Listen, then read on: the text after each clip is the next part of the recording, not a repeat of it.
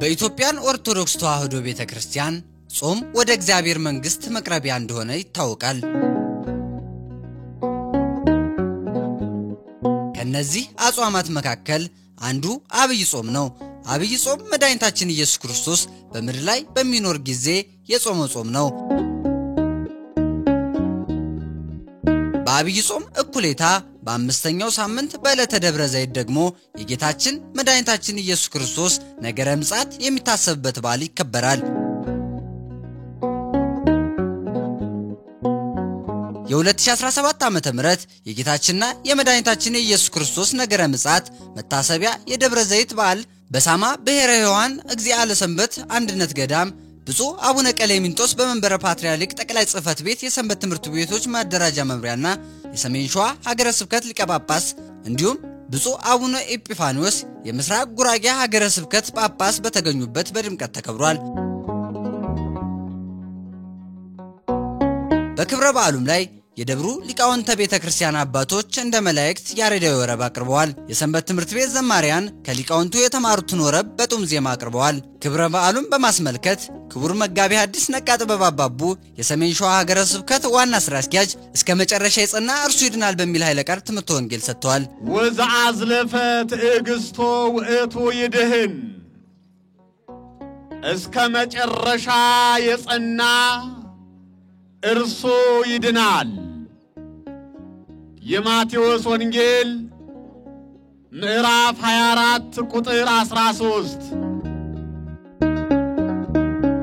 በትምህርታቸውም ላይ በቤተክርስቲያናችን አስተምሮት መሰረት የአብይ ጾም አምስተኛው ሳምንት ደብረ ዘይት እንደሚባልና ደብረ ዘይት በኢየሩሳሌም በስተምስራቅ የሚገኝ በወይራ ዛፎች የተሞላ ተራራ እንደሆነና በዚህ ሳምንትም የመድኃኒታችን የኢየሱስ ክርስቶስ ዳግመኛ መምጣት የሚታሰብበት እንደሆነም አስተምረዋል። እንደሚታወቀው በቤተ ክርስቲያናችን አስተምሮ መሰረት በታላቁ በኢትዮጵያው ሊቅ በቅዱስ ያሬድ ቀመር መሰረት ይሄ የደብረ ዘይት የአብይ ጾም አምስተኛው ሳምንት ደብረ ዘይት በመባል ይታወቃል። ደብረ ዘይት በኢየሩሳሌም በስተምስራቅ የሚገኝ ረጅም ተራራ ነው። በወይራ ዛፎች የተሞላ ታሪካዊ ተራራ ነው። ጌታችን ኢየሱስ ክርስቶስ ስለ ዳግም ምጽአቱ ያስተማረበት፣ ስለ ትንሣኤ ሙታን ያስተማረበት፣ እንዲሁም በዚያ ቦታ ላይ ያረገበት፣ በመዋዕለ ሥጋዌውም ቀን በከተማና በገጠር ሲያስተምር ውሎ ሌሊት የሚያድርበት ቅዱስ ተራራ ነው። የእግዚአብሔር ልጆች ታዲያ ይሄ አምስተኛው የአብይ ጾም ሳምንት ደብረ ዘይት ተብሎ ተሰይሟል። የጌታችን የመድኃኒታችን የኢየሱስ ክርስቶስን የዳግም ምጽአት ነገር የምናስብበት የምንማርበት ሳምንት ነው። በዚህ ሳምንት የሚነበቡ ምንባባት፣ የሚሰበኩ ምስባካት፣ የሚዜሙ ዜማዎች፣ በቤተ ክርስቲያን በአገልግሎት ላይ የሚውሉ ነገሮች ሁሉ የጌታችን የኢየሱስ ክርስቶስ ዳግም ምጽአቱን የሚያወሱ፣ ዳግም ምጽአቱን የሚያስታውሱ፣ ዳግም ምጽአቱን የሚያስተምሩ ናቸው። እግዚአብሔር ልጅ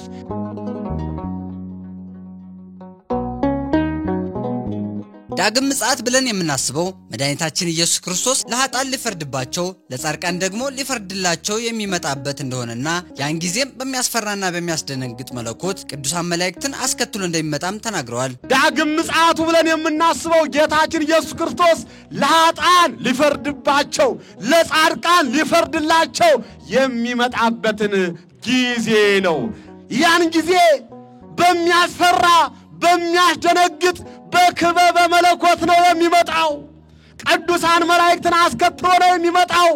ታዲያ ያንን አስፈሪ ምጽአቱን የምንማርበት የምናውቅበት የምናይበት ይህ ሳምንት ነው። የእግዚአብሔር ልጆች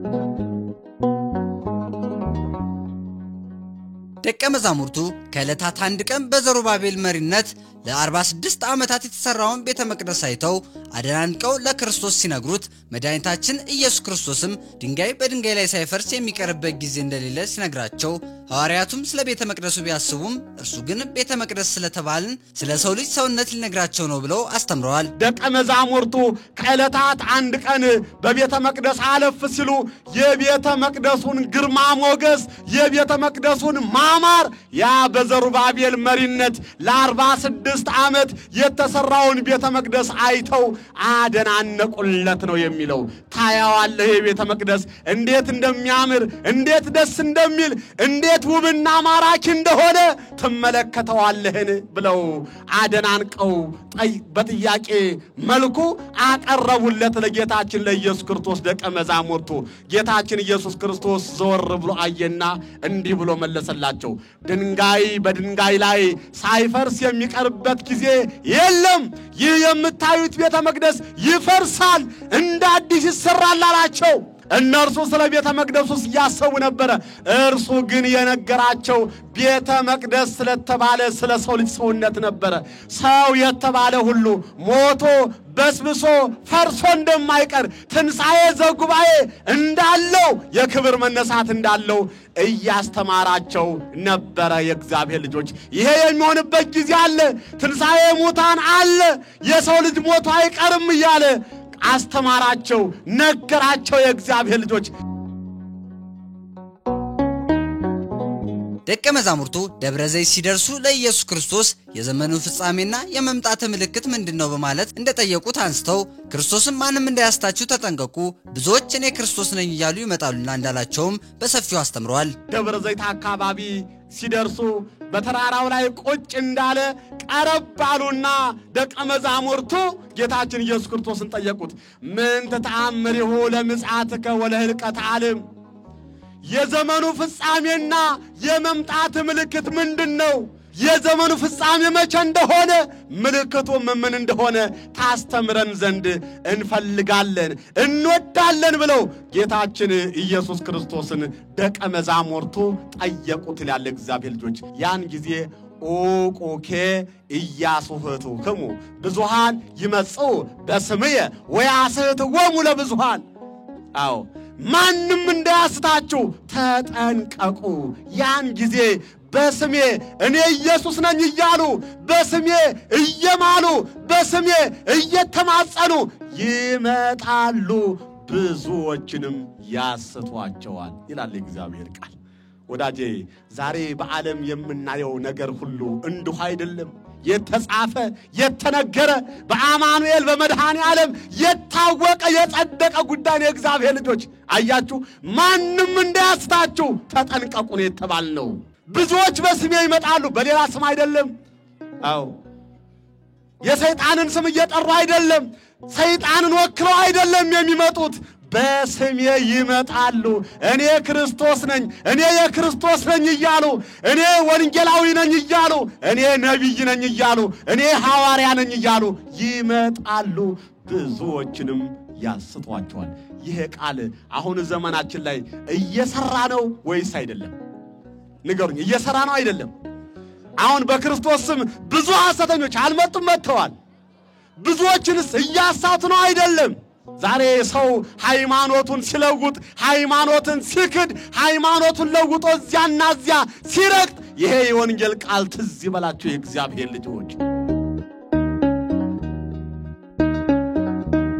መድኃኒታችን ኢየሱስ ክርስቶስም የዘመኑ ፍጻሜ ሲደርስ የመምጣት ምልክት በዓለሙ ሁሉ የምድር መናወጥ፣ ረሃብ፣ ቸነፈር እንዲሁም የጦርነት ወሬ ትሰማላችሁ፣ ይህ ሁሉ የምጥ መጀመሪያ እንደሆነና ፍቅርም ከሁሉ ዘንድ እንደምትቀዘቅዝ ነግሯቸው ያን ጊዜ የዘመኑ ፍጻሜ እንደደረሰ ተረዱ እያለ እንዳስተማራቸውም ተናግረዋል። የዘመኑ ፍጻሜ ሲደርስ የመምጣት ምልክት ሲዳረስ በዓለሙ ሁሉ በአራቱም ማዕዘን የምድር መንቀጥቀጥ ይሆናል፣ ረሃብ ይሆናል፣ ቸነፈር ይሆናል፣ ጦርነት ይሆናል። የጦርነትን ወሬ ትሰማላችሁ። በምድር በሰማይ ስለ ጦርነት ይዘመራል፣ ስለ ጦርነት ይነገራል። ጦርነት የዓለም ሁሉ አጀንዳ ይሆናል። ምድር ትቆጣለች፣ ባህር ይቆጣል፣ ምድር ትንቀጠቀጣለች፣ ባህር ትጨነቃለች። ያን ጊዜ የዘመኑ ፍጻሜ እንደደረሰ የመምጣት ምልክት እንደሆነ ልብ በሉ ይላል የእግዚአብሔር ልጆች። እንዳው ምንድነው የሚለው? ይሄ ሁሉ የምጥ መጀመሪያ ነው ይለዋል። የምጥ መጀመሪያ ገና ምጡ አልተጀመረም ማለት ነው። የምጥን ነገር እናቶቻችን እህቶቻችን ያውቃሉ። መጀመሪያው አካባቢ የሚሰማውን ስሜት ያውቃሉ። አሁን የምጠቃቅስላችሁ ችግርና መከራ የምጥ መጀመሪያ እንጂ ዋናው አይደለም። የምድር መንቀጥቀጡ፣ ረሃቡ፣ ቸነፈሩ፣ ጦርነቱ የምጥ መጀመሪያ ነው፣ የህመም መጀመሪያ ነው ይላል። ይሄ የመድኃኔዓለም ቃል ነው። የእግዚአብሔር ልጆች ቀጠል ያደርግና ከዚያ በኋላ ፍቅር ትሴኮ ስምዐ በብዙኃን እንዲሁም ደግሞ ፍቅር ከሁሉ ዘንድ ትቀዘቅዛለች። ፍቅር በሀገርና በሀገር መካከል ይቀዘቅዛል። ፍቅር በቤተሰብ መካከል ይቀዘቅዛል። ፍቅር በትዳር መካከል ይቀዘቅዛል።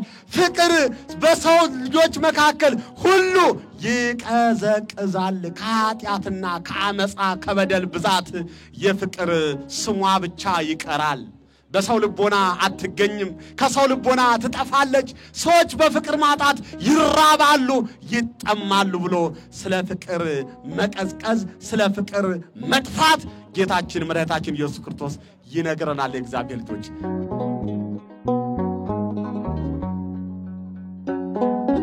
አሁን ብዙ ነገር ነግሬያችኋለሁ፣ ይህ ሁሉ ይፈጸማል፣ ስለ ስሜም የተጠላችሁ ትሆናላችሁ እንዳላቸው ተናግረው የእግዚአብሔር ልጅ እስከሆንን ድረስ በዓለም ጥላቻ እንደሚደርስብንም በሰፊው አስተምረዋል። ታዲያ ይሄንን ካለ በኋላ ምን አለ? ወትቀውኑ ጽሉዓን በእንተ ስምየ። አሁን ብዙ ነገር ነግሬያችኋለሁ፣ በመምጣቴ ዘመን የሚሆነው ነገር ነግሬያችኋለሁ።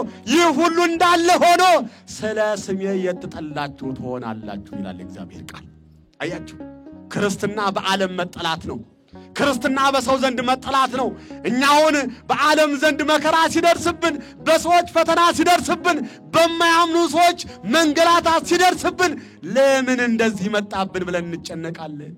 ለምን አልተወደድንም? ለምን አልተከበርንም? ለምን አልተፈራንም? ለምን አደባባያችን ተደፈረ? ለምን ቅጽራችን ተደፈረ? ወንድ ልጅ በ40 ቀን ሴት በ80 ቀን ተጠምቀን የእግዚአብሔር ልጅ ሆነን ስንኖር አንዱ የሚደርስብን ፈተናና ተግዳሮት በሰው ዘንድ መጠላት ነው፣ በዓለም ዘንድ መጠላት ነው። የእግዚአብሔር ልጆች እኛ መወደድ እንፈልጋለን፣ እኛ መከበር እንፈልጋለን፣ እኛ መደመጥ እንፈልጋለን።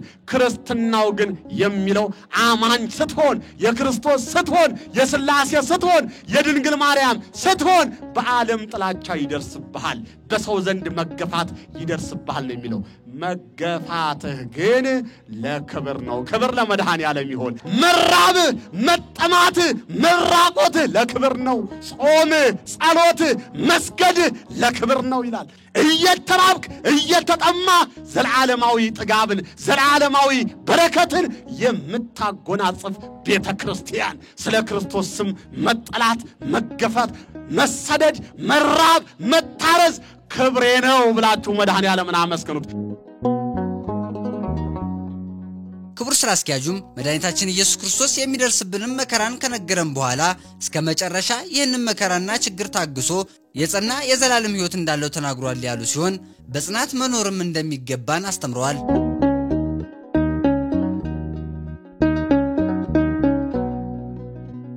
ብፁዕ አቡነ ኤጲፋንዮስ የምስራቅ ጉራጌ ሀገረ ስብከት ጳጳስ መልእክታዊ ሐሳብ የተናገሩ ሲሆን ለመልእክታቸው መነሻ ይሆን ዘንድ የሰው ልጅ ምልክት በሰማይ ይታያል ያሉ ሲሆን ይህንንም ኃይለ ቃል መድኃኒታችን ኢየሱስ ክርስቶስ በደብረ ዘይት ለደቀ መዛሙርቱ የተናገረው እንደሆነና መድኃኒታችን ኢየሱስ ክርስቶስም ከድንግል ማርያም ተወልዶ በምድር ላይ ብዙ ተአምራትን እያደረገ እንደኖረ እንዲሁም በቀራንዮ ተሰቅሎ እኛንም እንዳዳነን ተናግረዋል። ወኢተ አሚረ ያስተርኢ ትምህርቱ ለወልደ ጓለሙያው በሰማይ የሰው ልጅ ምልክት በሰማይ ይታያል። ክርስቶስን መዳን የሚገባውን እያዳነና እያስተማረ በምድር ከኖረ በኋላ የዓለም መጨረሻ ምልክቶችን ለሐዋርያቱ አስተምሮ በመስቀል ተሰቅሎ ለኛ ድነትን ሰጥቶ በክብር ከአብ ቀኝ እንደተቀመጠም ተናግረዋል። ወደ ማዳኑ ወደ መጨረሻው እየተጓዘ ለዛ መንገድ እየከፈተ በር እየከፈተ መዳን የሚገባቸውን አስቀድሞ ከነሱ ጋር እየሆነ እያስተማረ አምላክነቱን በሚያረጋግጥ የአምላክነት ሥራ ውስጥ ድርጊቶችን እያንጸባረቀ ባለበት ሰዓት ላይ ሐዋርያት የእሱም መምጣትና የዓለምን ወደ ህልፈት የመጓዝ ሂደትን ሲጠይቁት ምልክቶችን ዝርዝር ቅድም እንደተነገረው አስተምሯል። ያንን በዛ መንገድ ካስተማረ በኋላ መጨረሻ ላይ ደግሞ ወደዚህ የመጣው በዚህ ለመቅረት አይደለምና ሄዷል።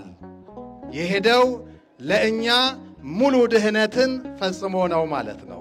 ያ ድህነታችንን ፈጽሞ በክብር ወደ ሰማይ የሄደው በአብ ቀኝ በእሪና የተቀመጠው ከአብ ጋራ ከመንፈስ ቅዱስ ጋራ በአምላክነት እኩል የሆነው ምድራዊ የነበረውን ሰማያዊ አድርጎ ጊዜያዊ የነበረውን ዘላለማዊ አድርጎ ክብር ያልነበረውን ክብር ሰጥቶ በአምላክነት መለኮታዊ ተዋህዶ አክብሮ ወደ ላይ ከሄደ በኋላ ቀጣይ ላይ ደግሞ የተናገረውን ምልክቶች ከተፈጸሙ በኋላ እነዛን ነገሮች ሁሉ አሳልፎ ጠቅልሎ ለመውሰድ ደግሞ ያዳነውን ሕዝብ በላይ ያን ጊዜ በሰማይ የሰው ልጅ ምልክት ይታያል ብሎ ተናገረ ማለት ነው።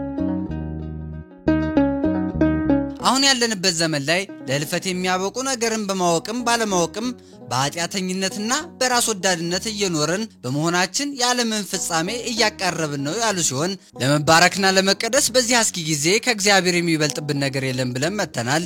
ሁላችሁም እግዚአብሔርን አምናችሁ እዚህ ቦታ እንድትገኙ ስላደረጋችሁ ፈጣሪ ይመስገን ብለው ተናግረዋል። ለህልፈት የሚያበቁ በምድራችን ላይ ብዙ ነገሮች እያየን ነው፣ እየሰማን ነው፣ እየኖርነው ነው።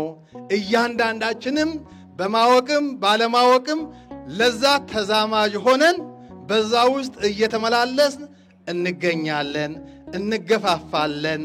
ራስ ወዳድነት አለ፣ ስግብግብነት አለ፣ መገዳደል አለ፣ መጠላላት አለ፣ መጠላለፍ አለ፣ አንዱ ለአንዱ ሌላውን አሳልፎ የመስጠት አለ፣ አንዱ በአንዱ ላይ በውሸት መመስከር አለ፣ ህዝብ በህዝብ ላይ መነሳት አለ፣ ነገስታት በነገስታት ላይ መነሳት አለ፣ ጦር መሳበቅ አለ፣ አመጽ አለ፣ ግፍ አለ፣ ክፋት አለ፣ ተንኮል አለ። እነዚህ ነገሮች ሁሉ በነዛ ውስጥ የሚካተቱና አሁን ያለንበት የዘመን ሁኔታና የእያንዳንዳችን ልብና አይምሮ አጠቃላይ ሰውነታችን ህሊናችን ከመልካሙ ይልቅ ለክፉ ነገር ተገዢ ሆኖ ጥቅመኛ ሆኖ እግዚአብሔርን በአንደበት እየጠራን በህይወት እየረሳን ያለንበት ዓለም ላይ ስለምንመላለስ ዛሬ ሁላችንም ለመባረክ መተናል፣ ለመቀደስ መተናል፣ ለኃጢአት ስርየት መተናል። መልካም ነው፣ ደስ ይላል። ይበልጥ ደግሞ ከሌላው ዓለም የኢትዮጵያ ህዝብ ኦርቶዶክሳውያን ጠንካራዎች ናቸው። በጊዜ ያለው ፈተና ያለው አስጊ ነገር ሁሉ ሳይዝ ነገሮችን ሁሉ በእግዚአብሔር ፍቅር በእግዚአብሔር የጥበቃ ጥላ ስር ሆኖ በእሱ ክንፈ ረድኤት በመጋረድ በድንግል ማርያም ጸሎትና ምልጃ ከእግዚአብሔር የሚበልጥብኝ ነገር የለም። በሰላም ወጥቻለሁ፣ በሰላም የሚመልሰኝ ወዳሰብኩት ቦታ የሚያደርሰኝ እሱ የማመልከው የማምነው በዛሬዋ ዕለት ወደ እኔ መጥቶ እኔን ሊወስደኝ ቃል የገባልኝ አምላኬ ለእኔ የሞተልኝ ደሙን አፈሰሰልኝ እጁን እግሩን የተቸነከረልኝ ብዙ መከራ ውስጥ አልፎ ለእኔ ሕይወቱን ዋጋ አድርጎ ንጹሕ በግ ሆኖ ብሉኝ ጠጡኝ ብሎ ራሱን የሰጠኝ የድንግል ማርያም ልጅ ኢየሱስ ክርስቶስ እሱን ፍለጋ ሄጃለሁና እየፈለግኩት አይጥለኝም፣ ይጠብቀኛል፣ ይንከባከበኛል፣ ያሳርፈኛል፣ ለድህነት ያበቃኛል፣ ለመንግስቱ ያሸጋግረኛል፣ ወደ እኔ ይመጣል፣ እኔን ልጁን በቀኙ አቁሞ ከሱ ጋራ እንድኖር ከመላእክት ጋራ እንድዘምር ከጻድቃኑ ጋራ እንድዘምር ይህን ዕድል ሰጥቶኛል፣ እየሰጠኝ ይገኛልና ስለዚህ በሱ እታመናለሁ ብላችሁ መጥታችኋልና እንኳን አምላካችን ጌታችን ኢየሱስ ክርስቶስ እንደ እምነታችሁ በዚህ ቦታ ላይ ሰብስቦ እንድታመሰግኑት አደረጋችሁ። እግዚአብሔርን እናመስግነው።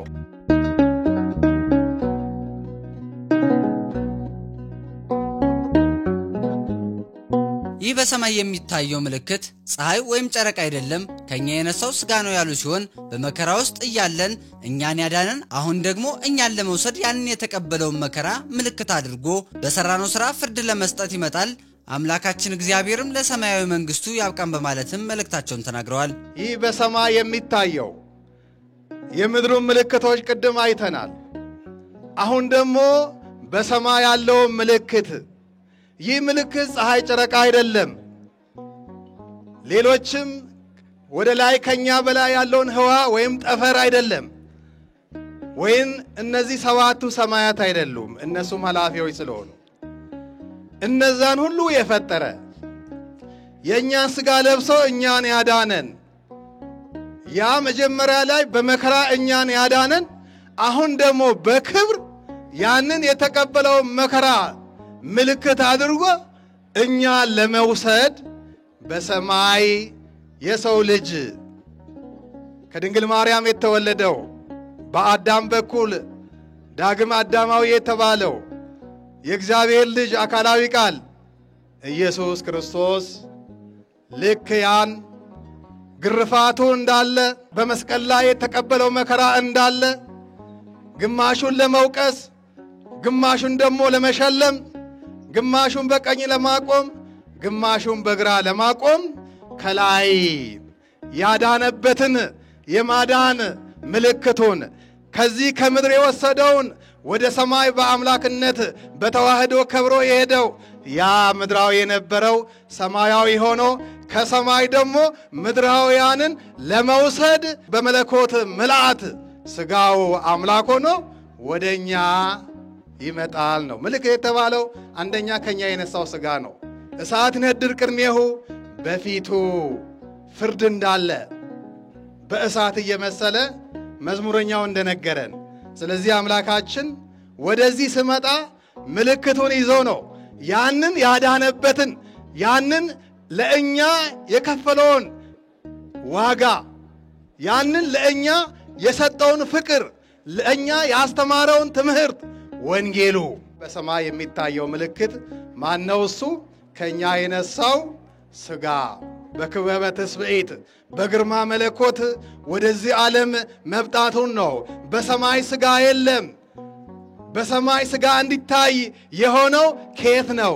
ከድንግል ማርያም ከእኛ የነሳው ሥጋ ወደ ላይ ወጣ። ዳግም ደግሞ እኛን ለማዳን ለዘላለማዊ ሕይወት ምልክት ሆኖን አምላክ ሆኖ ዘላለማዊ ሆኖ እኛን አዳኝ ፈዋሽ ሆኖ ወደ እኛ መጥቶ እንደገና በሐዲስ ተፈጥሮ በትንሣኤ ከመቃብር ፈልፍሎ በቀኝና በግራ አቁሞ ወደ ዘላለማዊ ቅጣትና ወደ ዘላለማዊ ሕይወት ሊወስደን ያ በግርማ መለኮት ከላይ እየታየ ወደ እኛ የሚመጣውና እኛን የሚሰበስበን ክብርን የሚሰጠን ነውና፣ ስለዚህ አምላካችን እግዚአብሔር ሁላችንም ለሰማያዊ መንግሥቱ ያብቃን።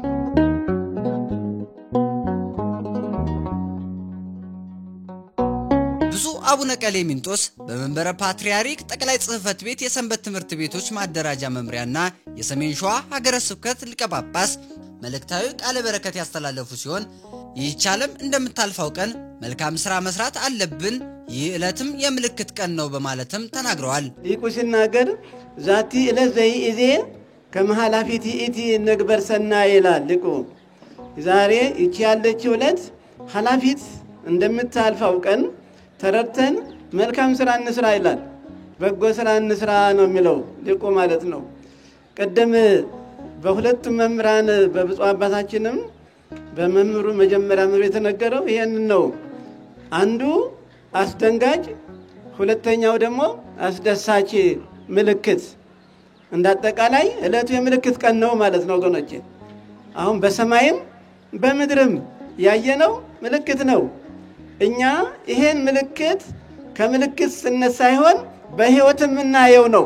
ሰዎች በሕይወታቸው የሚያገኙት በረከት፣ ሕይወት፣ ፍቅር፣ አንድነት ከእግዚአብሔር ክብር የሚያጡት በረከት፣ ክብር የሚያጡት ማለት የሚያጡበት የሚያገኙበት ቀን ነው ማለት ነው ወገኖች፣ የምናገኝበት ከእግዚአብሔር ጋር።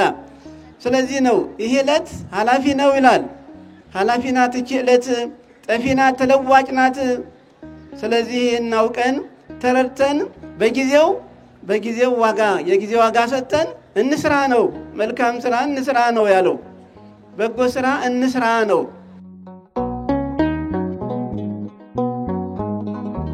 ብፁዕነታቸው በዚህ ቀን ሁለት ነገርን እንደምንማር ተናግረው አንዱ አስደሳች ቀን ሲሆን ሰው በሕይወቱ መልካም ሥራ ከሠራ በእግዚአብሔር ሕግና ሥርዓት የጸና ከሆነ የሚደሰትበት ቀን ስትሆን ክፉ ሥራን ለሚሰሩ ክርስቶስ በሰጣቸው ነገር በጎ ሥራን ላልሰሩ ግን አስደንጋጭ ቀን ናት ብለዋል። ይሁን ቀን የምንማረው ይሄ ነው። ሁለት ነገሮች ናቸው። አንዱ አስደሳች ብያቸዋለሁ፣ አንዱ ደግሞ አስደንጋጭ ቀን ነው የዛሬው ማለት ነው። ሰው በሕይወቱ ዘመን ሙሉ መልካም ሥራ ከሠራ እግዚአብሔር እንዳዘዘው በእግዚአብሔር ሕግና ሥርዓት ጸንቶ ከሆነ አስደሳች ነው ማለት ይሄ ቀን ለዚያ የሚናፈቅ ነው።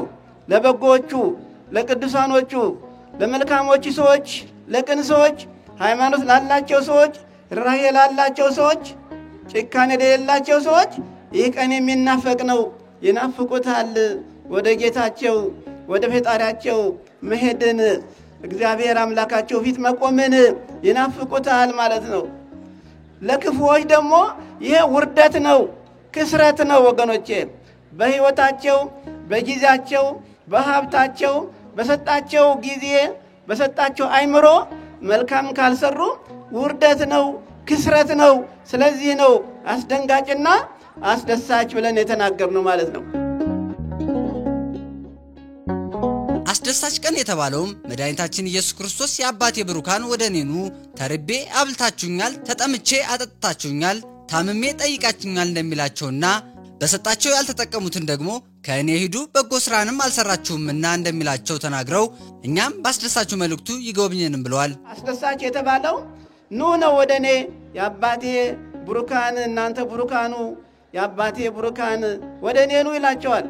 መልካም ሰዎችን ተርቤ አበልታችሁኛል፣ ተጠምቼ አጠጥታችሁኛል፣ ታርዤ አልብሳችሁኛል፣ ታስሬ መጣችሁ ጠይቃችሁኛል፣ ታምሜ ጠይቃችሁኛል ይላል። እንግዳ ሆኜ ተቀብላችሁኛልና የአባቴ ብሩካን ኑ ወደ እኔ ብሎ ይጣራል ነው። እግዚአብሔር በዚህ መንገድ አምላካችን ይጥራን፣ ፈቃድ ይሁንልን። በዚህ አይነት አጠራር አምላካችን ይጥራን ሁላችን ወገኖቼ። እነዚህ በጊዜያቸው ያልተጠቀሙትን በሰጣቸው አይምሮ በሰጣቸው ሀብት ያልተጠቀሙትን ደግሞ ከኔ ወግዱ ይላቸዋል። ተርቤ አላበላችሁኝም፣ ተጠምቼ አላጠጣችሁኝም፣ ታስሬ አልጠየቃችሁኝም፣ ተራቁቼ አላለበሳችሁኝም እና እናንተ ርጉማን ለሰይጣንና በተኞቹ ወደ ዘላለማዊ እሳት ሄዱ ብሎ ያሰናብታቸዋል። ከዚህ ሰውረን አምላካችን ወገኖቼ። ዛሬ ላይ ሰው አስደንጋጭ መልእክትን እንዲሰማ ይፈልጋል። ይህም በተግባሩ ምቀኝነትን፣ ተንኮልን፣ ትዕቢትን፣ ኃጢአትን እየሰራ ስለሆነ ነው ያሉ ሲሆን ሁላችንም በተሰጠን ሰዓት ተጠቅመን በጎ ሥራ እንድንሰራ ፈጣሪ ይርዳን በማለትም ተናግረዋል።